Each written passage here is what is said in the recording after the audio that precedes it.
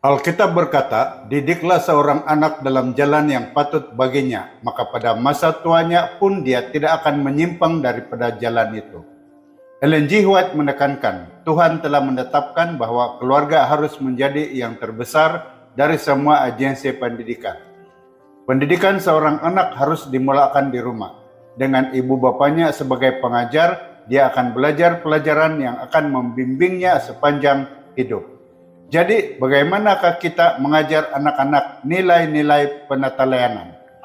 Penatelayanan adalah pengurusan terhadap apa yang dimiliki oleh orang lain.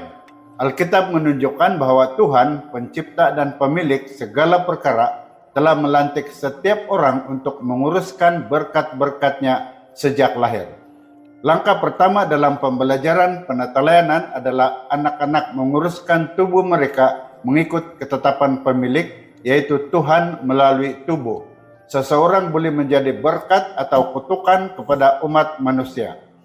Paulus berkata, sebab kita semua harus menghadap takhta pengadilan Kristus, supaya setiap orang menerima apa yang patut diterimanya, sesuai dengan apa yang telah dilakukannya semasa hidupnya di dalam tubuh, baik ataupun jahat.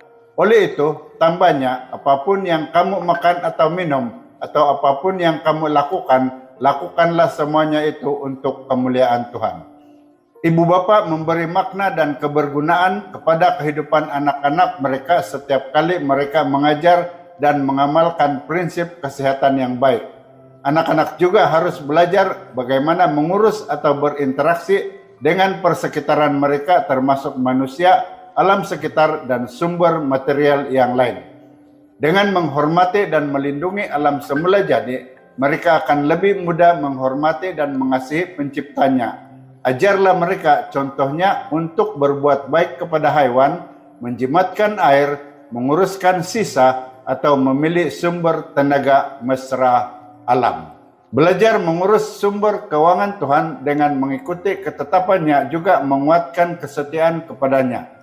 Bagi anak-anak berumur 3 hingga 5 tahun, ajarlah mereka konsep yang sangat mudah, seperti mengenal pasti siling dan uang kertas, serta menerangkan penjimatan secara mudah. Dari umur 6 hingga 11 tahun, memberi mereka allowance bulanan boleh membantu Anda mengajar budget yang mudah. Ajar mereka cara mengira persepuluhan dan memutuskan peratusan persembahan mereka. Dari umur 12 hingga 15 tahun, tingkatkan jumlah allowance anak Anda dan berikan tanggung jawab dalam menyediakan mereka untuk berdikari. Bantu mereka mencipta budget yang lebih terperinci dan beri panduan sambil memberi sedikit kebebasan dalam hal pembelian. Dari umur 16 tahun ke atas, berikan latihan keuangan yang sepenuhnya.